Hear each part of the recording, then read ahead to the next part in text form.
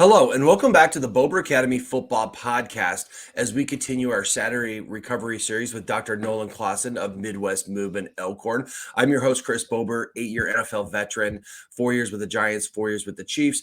I played and started at every position in the NFL. Now I'm the owner of the Bober Academy, where our mission is to train and develop superior linemen to dominate on the gridiron. And probably more pressing, I am the offensive line coach at Creighton Prep as we get into the latter part of our season. So a quick reminder before we get started, if you're watching this, please remember to subscribe to our podcast wherever you're listening to this. If you're watching this on YouTube, right down there is a subscribe button. If you'd subscribe to our channel, we'd really appreciate it. And our handle is at Bober Academy on all the social media channels. So do all the things they do out there with retweeting, liking, commenting, and all the stuff. And if you have any questions, feel free to reach out to us. So Dr. Nolan, thanks for joining us once again as we get towards the later part of our high school football season here. Yeah. And, one of the things we talked about, kind of what we're going to talk about today. And one of the things that I'm seeing out there is a lot of guys are coming up with shoulder injuries. And we see this at every position. No position is really immune to this. But I see guys wearing those big black braces. What are those called? Soles, yeah. They have those on, and I'm just seeing more and more of those guys, and they're pushing through it. But let's talk about kind of why we start to see shoulder injuries this time of season. What are your thoughts as you see more and more shoulder issues pop up? We're getting to this point of fatigue, right? Some of our off-season training, all those stability, all the strength and stuff, we're starting to diminish just a little bit. And so some of the glue that holds our bodies together is starting to, weaken. We see a lot of AC joints because people are getting tackled, and driven into the ground. And maybe those tissues just aren't quite as strong. We're starting to get tired. Our lack of sleep is catching up to it, tissues, everything's just catching up with us. We're getting to the grind of the season. We've only got a few more weeks of the high school football season, so we got to push through it. And so it really is coming down to, we just got to start doing some of those little things, the little rehab, maybe get a little bit of strength training in, not a whole lot, but enough to keep our tissues and everything ready. So that's the biggest thing. Yeah, and I know it's hard from the coaching perspective. You get to this time of year, and especially for high school kids, you know what I mean? Their perspective is a little different than guys like you and I who played college, and of course I played so long in the NFL. You just get this point of the season, you don't see the benefit of putting in that extra time in the weight room or doing your mobility or flexibility exercises, a little strengthening things. So again, a reminder, we'll talk about some of those here today. But just a reminder out there that I tell my guys that the first day of practice this is the best you're going to feel all year, right? You're going to play hurt throughout the season. And there's so many little things that you can do to, kind of minimize how some of those things come up, but some of them do. Now, let's talk about specifically a couple of shoulder injuries that I've seen. We've seen these in the headlines. I've seen them in high school players. The first one you talked about is like an AC joint sprain. To kind of explain to the people out there, because we've seen some kind of NFL quarterbacks get that, but we've had some guys on our team do that. I've seen other teams. What exactly is an AC joint sprain? Well, so your shoulder is a very unique joint. The whole shoulder girdle, it basically floats over the top of our ribs. There's only one bony attachment of the shoulder girdle to the rest of the body, and that is your AC joint. Okay, so you can find your AC joint. It's the bony little top part on the top of your shoulder. I often say your true mark of a football player is you have to have a big bump on one side or the other or both. And that's basically you have a tiny little separation. And what it is part of your scapula comes from the backside and meets up with your collarbone. Your collarbone at the end of it joins up with the scapula. And basically those joints are just like your fingers coming together. There's no ball and socket. They're not hooked together, but they are like coming together, and then there's like some tissue, but it's kind of more like one's on top of the other. Mm-hmm. And what happens is, say somebody like gets pile drived when they get tackled, the scapula gets pressed down, but that collarbone stays up, and so you get this ping effect. And they call it a piano key sign. We recently just had a quarterback in here that's got a piano key sign. His AC joint, and he rips his shirt off. Our intern saw it the first time and goes, "Oh," like that. I mean, they look pretty nasty, but that little joint is just it's there to add a little bit of stability, right? So even though this kid has sprained his AC joint, basically there's no stability coming from that AC joint anymore. So what we have to do is we have to make sure that the stability comes from the muscles that surround his shoulder. If you've watched our videos before, if you heard us talking about shoulders, we talk about the scapula stability or the shoulder blade stability. Because that joint basically floats over the top of our ribs, it has 17 muscles that attach from the scapula to the rest of the body. And basically, those muscles have to work in coordination to keep that shoulder blade pinned against the ribs, but also be able to move and function so that our arm goes over our head.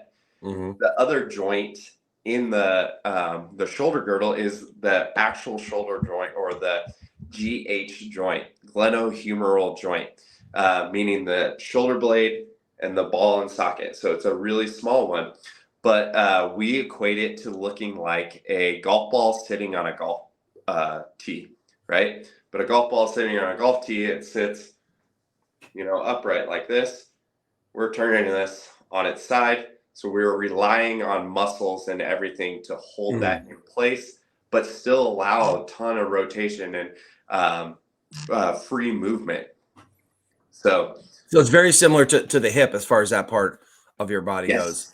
Yes. So for the AC joint, obviously, kind of when someone gets an injury like that, they're usually impact kind of injuries.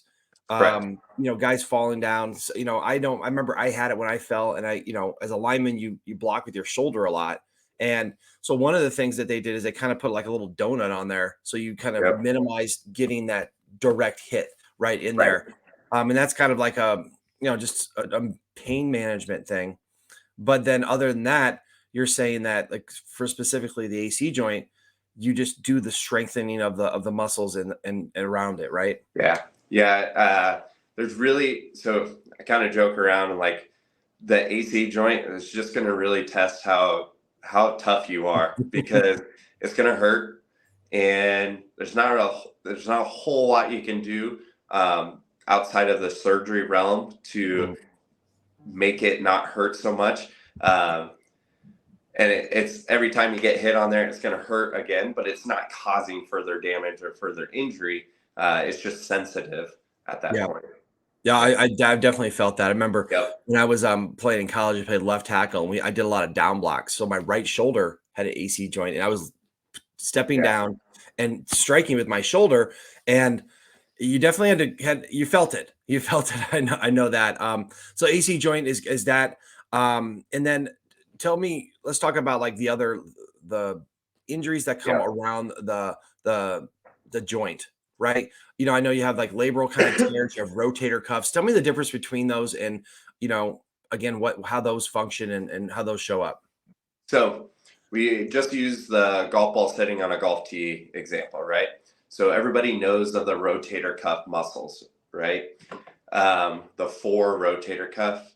You don't need to know them, but everybody talks about them because they're very commonly injured. So if this is our golf tee and this is our golf ball, the rotator cuff muscles basically from the shoulder or the GH side, they wrap around that joint and they attach onto that shoulder blade, and they act like finger projections that will allow movement, like they'll actually assist in moving, but they basically deepen the socket of that, or hold the GH joint together. Now, what the labrum does, I'm going to use a cup here, but a cup the labrum acts like the suction part of the cup, and it holds that. It like deepens the socket, and it's tissue that goes around that GH joint. It's like tissue right here, goes around that GH joint, deepens the socket. Those rotator cuff muscles kind of bleed in with the labrum and attach to the shoulder blade. So very often you hear of people having labrum injury or a rotator cuff injury. I kind of think they don't exist one or the other. They kind of exist together. Now you might have more of a labrum injury versus more of a rotator cuff injury, but they kind of have to coincide together, and they look a lot alike. The only real way you would know is through MRI. Yeah. Now I had so when I had my hip surgeries, it was labral tears. Yep. And it was basically I was bone on bone in my hips because my labrum through arthritis had worn away. Is Right. that the exact same mechanism that the shoulder has? Yeah, it's very, very similar.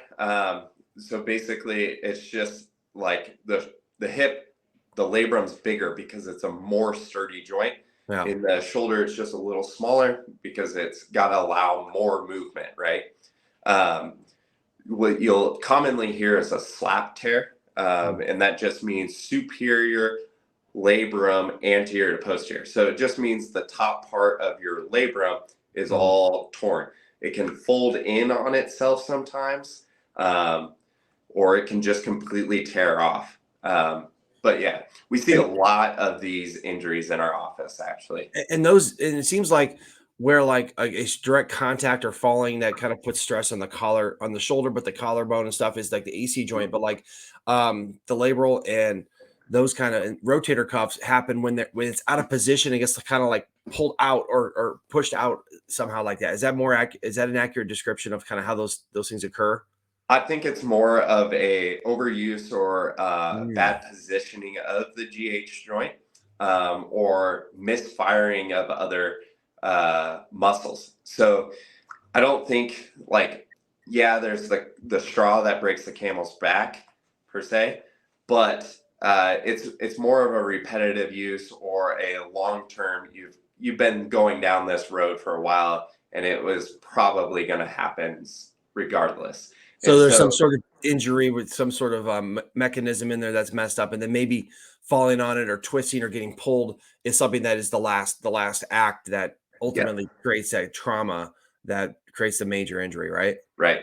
And so, obviously, we want to avoid those. And how do we avoid those?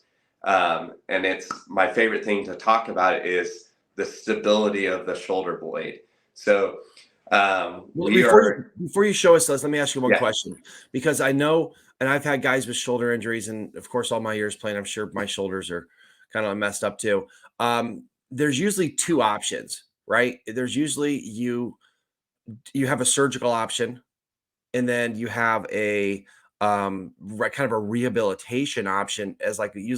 either that will fix it or that be a means to get through the season to get to a surgical option. What are your thoughts on kind of when to know how to use those options when you get told you have some sort of shoulder rotator cuff or labral injury? So I'll explain it basically with a research paper. There was a research done where they took half of their individuals. Everybody had a rotator cuff tear or a labrum tear of some sort. Half of the people went and actually had it repaired. The other half, they did what they call a sham surgery. They just made the incision marks, but they didn't actually go in and repair. Every one of them, everybody together did prehab, basically rehab before the surgery. They were all put in arm slings for 6 weeks, and then they all did the same rehab protocols. When they followed them a year out, 3 years out, and 5 years out, the people that didn't have the surgery or had the sham surgery had much better outcomes, and like significantly better outcomes. And so what that tells us is basically the rehab and the rest of it, and the prehab had more of a dramatic effect than actually getting it surgically repaired. Interesting. Yeah. So my advice on this is like we should be doing shoulder rehab pretty much for everybody, and it should be added in basically to our lifting routines. But if you have or have been told you have a rotator cuff injury or a labrum injury, like start rehab right away. Yeah, try the rehab route first. Yep. And plus, I also do know that the people that I know that have had shoulder surgeries, it's a very, very long recovery, because they have to pierce that sac and that has to heal, and it's almost like that those cons of surgery outweigh that you can prehab or rehab it without having the surgery, right? Right. Yeah. I mean, there's always risk to surgery. We've gotten really good at it in medicine that there's no adverse effects to surgery as often, but there's still risks to surgery. Anytime you cut open the body or anytime you're cutting into tissue, there's tons of scar tissue that come along with that. And I always say scars are like icebergs. You only see the top third.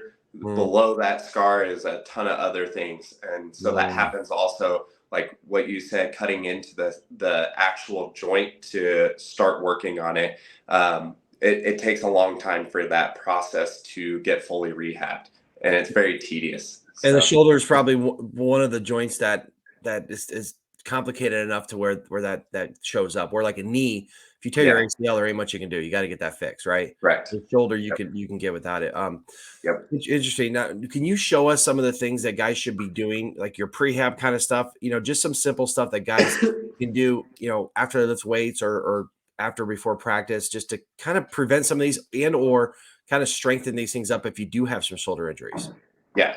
So, like I've said before, the best thing that we can do is rehab or gain strength of our shoulder stability muscles, right? So I got a little diagram back here. What often happens is we're a trap driven society, meaning like our traps, like if you walk around and you just touch anybody on the traps, they're all going to squirm, right? Yeah. And that is just because we overuse those traps that attach to our neck to the top part of this shoulder blade right here. Okay. And they get really, really good at what they're doing. But what happens is they just drive the shoulder blade up. And now the muscles that are here, that are down here, that are trying to keep that shoulder blade in perfect harmony, basically just get very weak, not weak, I should say underutilized and not as active, right? So what we're doing a lot of is shoulder blade activities that are going to start working on these muscles to get stronger. Okay. So if you are doing lifts or things in the weight room and you notice that, like, to be able to do that exercise, curls, for example, if you're doing a curl right here and you notice, or you're looking in the mirror and it's like this, right? That shoulder blade is out of position. The muscles that were down here are turned off. They're underactive. And you're just overtraining these muscles. And so the shoulder just gets out of balance, right? So one of the things that we like to use is a band, and we do banded wall walks. So I'm going to turn around here just a second. And what we're going to do is you're going to push your elbows into the wall, and you're just going to walk your hands up and back down, trying to stretch that band as far as we can so that our shoulder blades are being pulled and pinned down, but our shoulder is still moving, and we're working, that shoulder blade is still moving along as we're creating tension on it, right? So that's a really good one. Another thing that people often do is they'll put a band around their wrist and like go into a quadruped. So I'm going to kind of move right here. And basically you can go right here. Trying to get, there we go. So you're here. Don't let your spine sag. You're pushing your chest away from the ground, and you'll feel your shoulder blade muscles start to work there. And then all you're going to do is keep one hand planted, reach up, 12 o'clock. 1 o'clock, 2 o'clock, 3 o'clock. And really, the muscles that are working are the one that's supporting. So this arm is working, and these shoulder blade muscles are working really good. So we use that one a lot. Another one that we can use is it's called a Brugger. It's very simple, but basically get your elbows pinned against your side, band out like this. Like you're serving plates, you press outward, keeping those arms there. You come back in, and you're just pressing out. Right now, my shoulder blades are burning right now, and I haven't done a whole lot, right? And so, like, it's obvious I need to work on this a little bit more. But what I'm saying is, like, it doesn't take a whole lot before those muscles that are underutilized will start to tell you, hey, yep, you're right. I need to pay attention to these. So those are a few exercises that they can do, and that, I mean, right there, it would take less than 5 minutes to do these, like every day before or after practice or weightlifting. Also, another big thing probably is the mobility routine that we've introduced here. That if you can go back, I'll include a link to it in the comments wherever you're finding this. That, you know, to do that every day creates that movement in there. And then would you say that when people are lifting, I know that you had told me one time that to do twice as many back exercises as you do chest exercises. We feel like we want to push things so much, but we're not doing the pulling part of our exercise routines too. Would that be a good practice? Yes. If you just walk around high schools, kids are generally like this. I know I am. We do a lot of pressing exercises. We want to double up on the pull exercises, like you were just saying, just to kind of pull us back into this or strengthen those muscles a little bit more. Yeah. Well, the good news is it sounds like, you know, with the right amount of prehab and rehab, shoulder injuries even can be prevented in a lot of instances. And the ones that aren't can probably be dealt with, you know, without a surgical option. And you know, if those kind of routines. And I think that even if you're doing those things, you do get injured, you'll probably heal up faster and get back on the field in a quicker time period, right? I would agree. Yep. So, and the best thing to do, like before you get a shoulder injury, start doing some of these, because shoulder injuries are not fun. So. No. So that's a great lesson for all you guys that are watching this, whether you're a parent, a coach, or a player. You know, just throw these in your routine. Even if you don't have shoulder injuries, don't have shoulder problems. If you're playing football, you're going to be feeling some shoulder kind of discomfort probably. But these things will get you back on track. And even if you do have a little bit of an injury, it'll help you out. So again, Dr. Nolan, thanks a lot. That was some great information in a short period of time. You know, those for you out there that are listening or watching this, be sure to share this, right? Subscribe to our podcast. Right down there's a subscribe button on our YouTube channel and all the social media at Bober Academy. This is just great information that can really, you know, prevent these injuries and get these guys back on the field. So, Dr. Nolan, thanks for sharing all your knowledge. We really appreciate it. And we will see you next time on the Bober Academy Football Podcast. Thanks for having me.